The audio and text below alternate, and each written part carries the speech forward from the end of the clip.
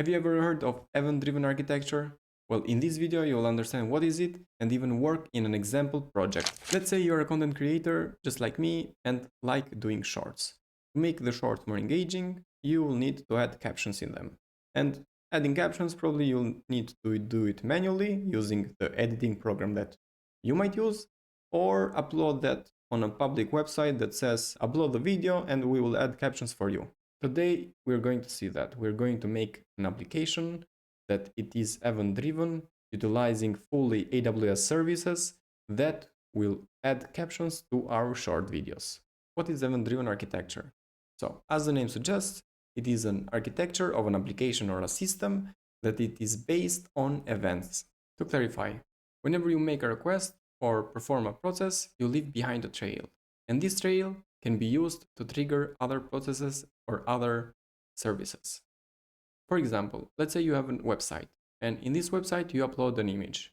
This image is going to be uploaded on S3 bucket, and from there you are creating an event of create object event. This event can be used for different kind of purposes. For example, you can use a Lambda. This Lambda gets triggered, downloads the image, and it can utilize AWS AI services such as Amazon recognition to find objects inside of the image itself. After it extracts all the data from that image, maybe it can save the data to a DynamoDB. And from this DynamoDB, you leave behind a trail. In that moment, you can also trigger another Lambda that takes all this information of the images, and maybe it can run some machine learning algorithm that creates topics. And the chain goes on. You can trigger events for everything in AWS. By far, it is the best public cloud for this kind of architecture. AWS provides you with the ability to trigger anything. If something moves, it is registered. Even if it does not leave a trail, you can make the application to leave a log or a metric that you can trigger other processes. So you can automate everything. In case you want more information, I'll leave the link down below for event-driven architecture on AWS. Now let's have a look on the architecture that we are going to deploy in this video. So this is the architecture.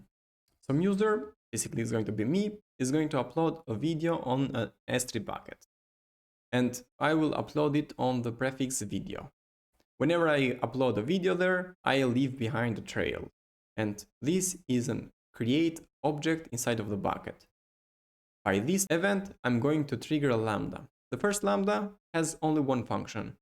It starts an AWS Transcribe job. Amazon Transcribe, basically it is used that you insert some speech into it, or some voices, or a music, or video, and it generates the text that it is spoken inside of that video.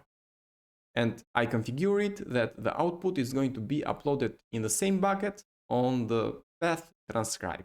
After this object is created on the path transcribe, I have a second Lambda that it's getting triggered. So this Lambda is going to get triggered by this object, and it will download this object and has some functions inside of this Lambda. The first job that this Lambda is going to do is create an S file. An S file, as you can see, it is just a file that you specifies the captions or how you want to modify the video, and using FFMPEG with this S file, you modify the video and generates an output. Basically, you can modify the font, you can modify the size of the captions, colors, everything. It is meant for complex editing. So this Lambda is going to generate this S file. It is going to upload it on the captions prefix on the same bucket.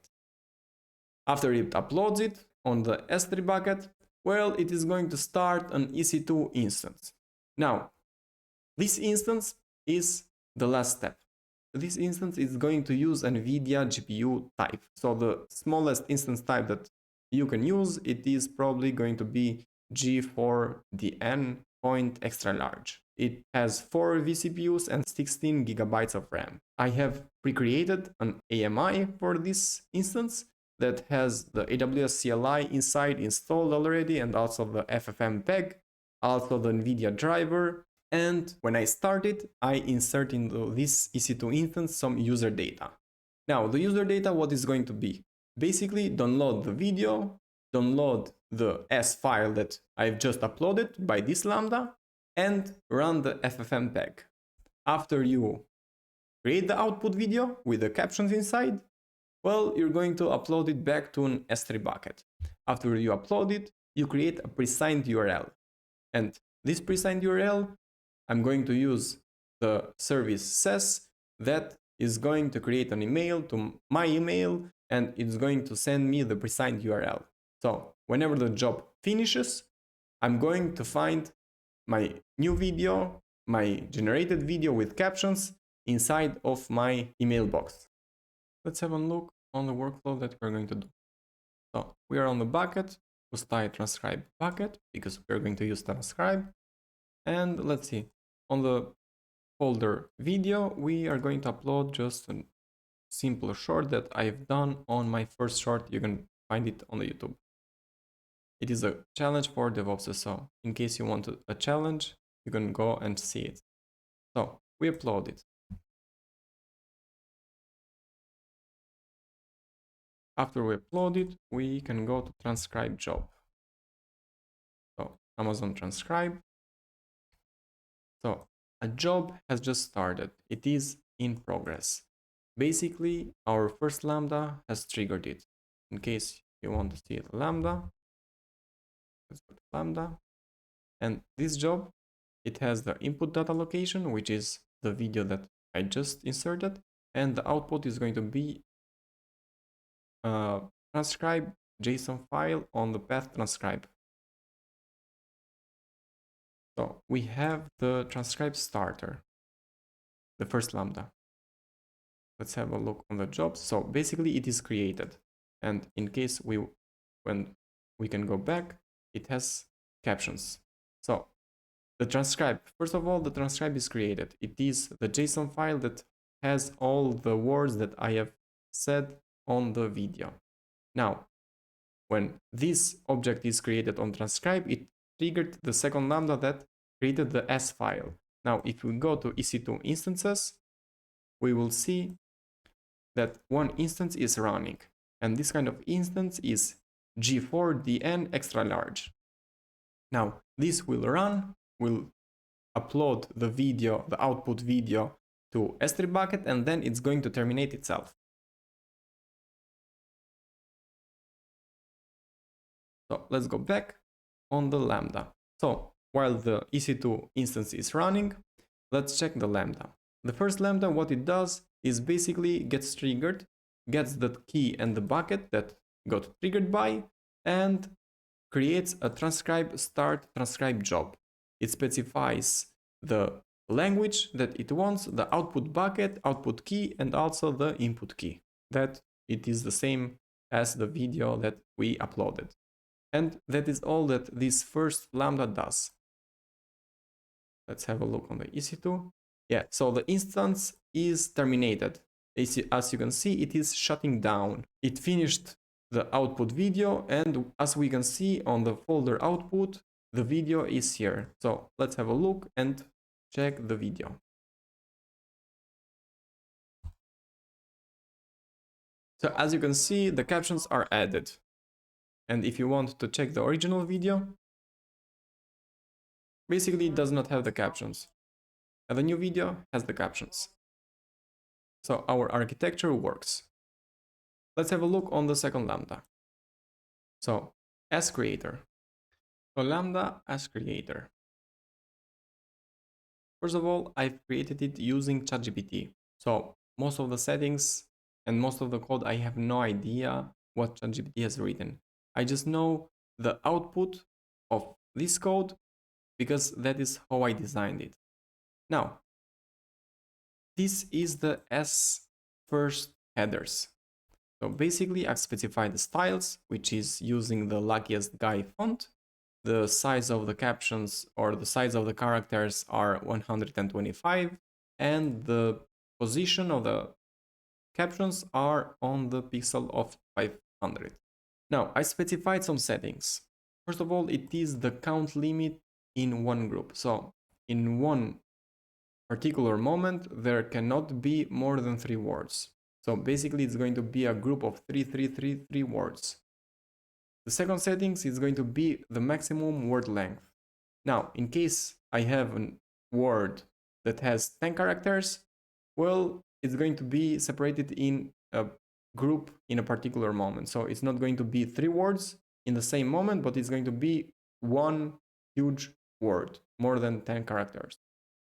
And the other one is that max total characters is going to be 20. So in case I have, let's say, 2 words that are kind of 90, and this other word is going to be 25 together, well, it's going to be only 2 words in this group, and the other word is going to be in another group. So this is the settings that I've specified. Now, another point is the early time. The captions are going to be 0.1 second before the talking. This is for the user and for the viewer to be kind of more entertaining. Now, it does all these things that I have no idea what it does. Now, this is the main Lambda handler function. And what it does, it downloads the JSON file for the transcribe that transcribe job has outputted to the bucket, and it generates the S content, S file. This S file is basically going to be uploaded on the bucket again, on the path captions. Now, when this happens, well, it's going to start the instance. Now, some EC2 instance configuration. First of all, the instance type, which is going to be G4DN extra large, and this utilizes the Nvidia drivers.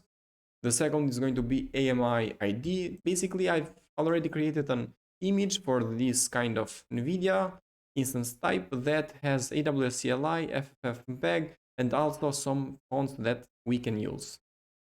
Some key name, security group, subnet ID. Now, I've specified the user data script. Now, what does this user data script? Whenever we start an instance, well, those user data are going to get run. And what it does is this. First of all, it downloads the video object and also the S file. So the video object right here and the S file is right here. Now, the third one, it's going to run FFMPEG. And based on this input video and this S object, well, it's going to output the video with captions in it. After it outputs it, it's going to upload it back to the S3 bucket. So S3 copy to the bucket.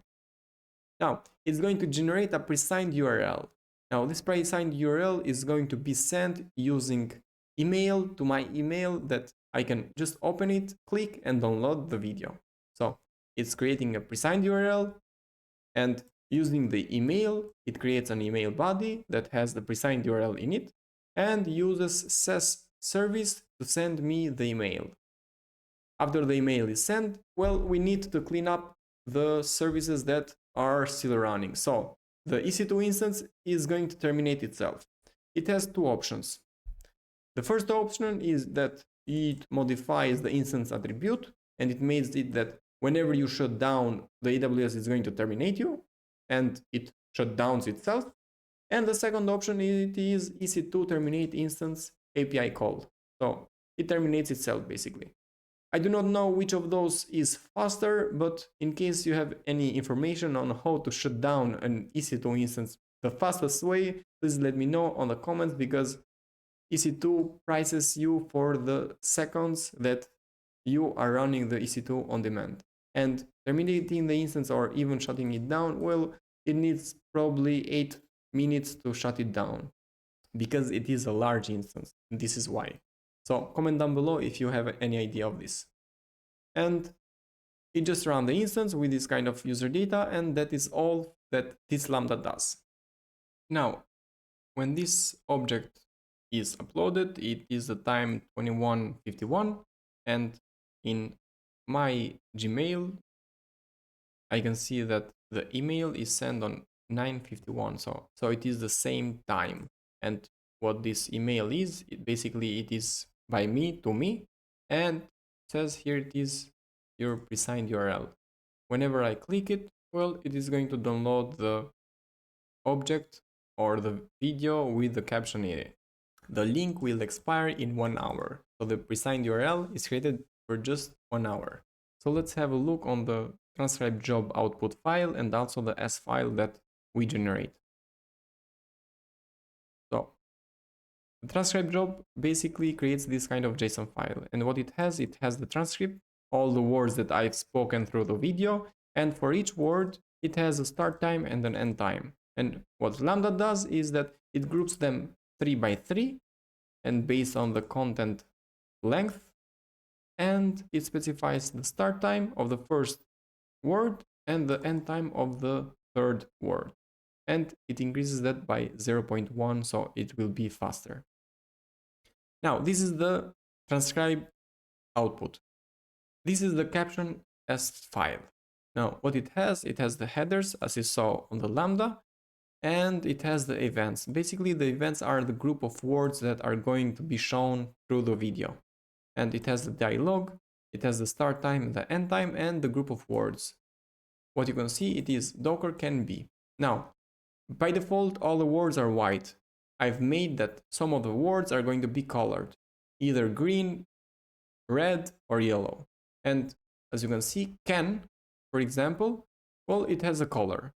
And this is random, so either first or second or third is going to have a random color, as I specified. So, for example, this one, the taking up space, the space has a color. I don't know which one represents this kind of code, but it has a color. So recap time. As you saw, we managed to deploy an event-driven architecture application, utilizing S3 bucket, Amazon Lambdas, Amazon Transcribe, and EC2 instances with Nvidia drivers. We learned that public clouds monitor anything that you do, any kind of processes that runs, well, it leaves a trail, and you can use this trail to trigger functions, to trigger services, run an application. You can do any kind of automation that you want. So I believe we came to an end. In case you missed my previous video, you have one right here and one right here. They are both projects for the Solution Architect Professional. In case you are planning to do so, well, go and have a look. Like and subscribe and ring that bell notification. Bye.